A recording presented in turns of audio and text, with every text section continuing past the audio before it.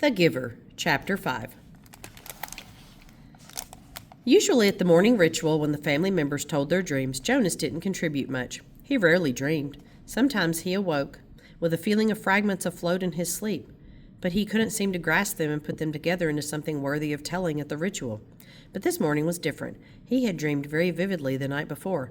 His mind wandered while Lily, as usual, recounted a lengthy dream, this one a frightening one in which she had, against the rules, been riding her mother's bicycle and been caught by the security guards. They all listened carefully and discussed with Lily the warning that the dream had given.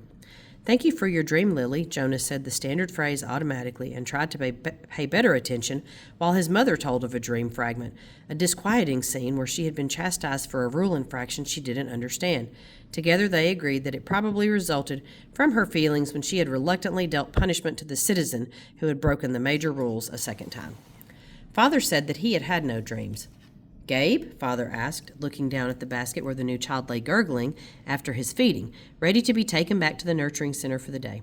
They all laughed. Dream-telling began with threes. If new children dreamed, no one knew. "Jonas?" Mother asked. They always asked, though they knew how rarely Jonas had a dream to tell. "I did dream last night," Jonas told them. He shifted in his chair, frowning. "Good," Father said. "Tell us." "The details aren't clear, really," Jonas explained, trying to recreate the odd dream in his mind. "I think I was in the bathing room at the House of the Old." "That's where you were yesterday," Father pointed out. Jonas nodded. "But it wasn't really the same. There was a tub in the dream, but only one. And the real bathing room has rows and rows of them. But the room in the dream was warm and damp, and I had taken off my tunic, but hadn't put on the smock, so my chest was bare. I was perspiring because it was so warm. And Fiona was there, the way she was yesterday." "Asher too?" Mother asked. Jonas shook his head. "No, it was only me and Fiona, alone in the room, standing beside the tub. She was laughing, but I wasn't. I was almost a little angry at her in the dream because she wasn't taking me seriously." "Seriously about what?" Lily asked. Jonas looked at his plate. For some reason that he didn't understand, he felt slightly embarrassed.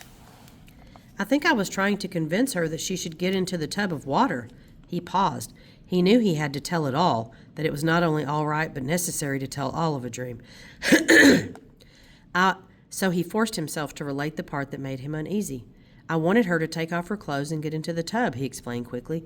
"I wanted to bathe her. I had the sponge in my hand, but she wouldn't. She kept laughing and saying no." He looked up at his parents. "That's all," he said. "Can you describe the strongest feeling in your dream, son?" Father asked. Jonas thought about it. The details were murky and vague, but the feelings were clear and flooded him again now as he thought. "The wanting," he said. "I knew that she wouldn't, and I think I knew that she shouldn't, but I wanted it so terribly. I could feel the wanting all through me." "Thank you for your dream, Jonas," Mother said after a moment. She glanced at Father. "Lily," Father said, "it's time to leave for school. Would you walk beside me this morning and keep an eye on the new child's basket? We want to be certain he doesn't wiggle himself loose." Jonas began to rise to collect his school books. He thought it surprising that they hadn't talked about his dream at length before the thank you. Perhaps they found it as confusing as he had. "Wait, Jonas," Mother said gently. "I'll write an apology to your instructor so that you won't have to speak one for being late."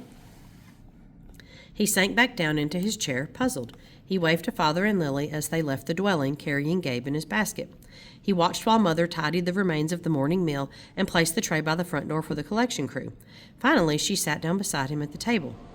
"Jonas," she said with a smile, "the feeling you described as the wanting, it was your first stirrings. Father and I have been expecting it to happen to you. It happens to everyone. It happened to Father when he was your age, and it happened to me. It will happen someday to Lily.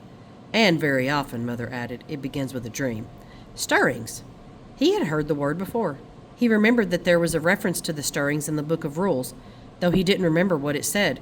And now and then the speaker mentioned, "Attention, a reminder that stirrings must be reported in order for treatment to take place."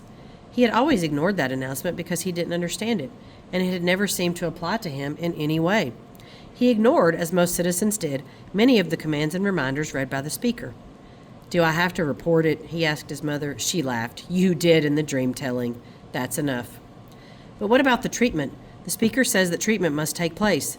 Jonas felt miserable. Just when the ceremony was about to happen, his ceremony of 12, would he have to go away someplace for treatment?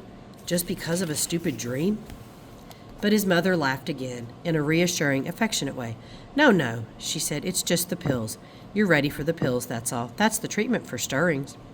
Jonas brightened. He knew about the pills. His parents both took them each morning, and some of his friends did, he knew. Once he had been heading off to school with Asher, both of them on their bikes, when Asher's father had called out from their dwelling doorway, "You forgot your pill, Asher!" Asher had groaned good-naturedly, turning his bike and ridden back while Jonas waited. It was the sort of thing one didn't ask a friend about because it might have fallen into that uncomfortable category of being different. Asher took a pill each morning, Jonas did not. Always better, less rude, to talk about things that were the same. Now he swallowed the same pill that his mother handed him. "That's all?" he asked.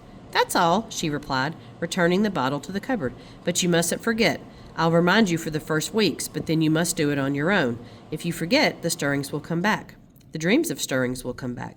Sometimes the dosage must be adjusted." "Asher takes them," Jonas confided. His mother nodded, unsurprised.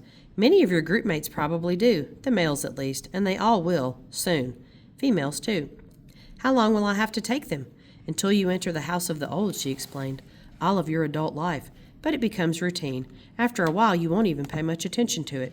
She looked at her watch. "If you leave right now, you won't even be late for school. Hurry along." "And thank you again, Jonas," she added as he went to the door, "for your dream." Pedaling rapidly down the path, Jonas felt oddly proud to have joined those who took the pills. For a moment, though, he remembered the dream again. The dream had felt pleasurable. Though the feelings were confused, he thought that he had liked the feelings that his mother had called stirrings. He remembered that upon waking, he had wanted to feel the stirrings again. Then, in the same way that his own dwelling slipped away behind him as he rounded a corner on his bicycle, the dream slipped away from his thoughts. Very briefly, a little guiltily, he tried to grasp it back, but the feelings had disappeared. The stirrings were gone.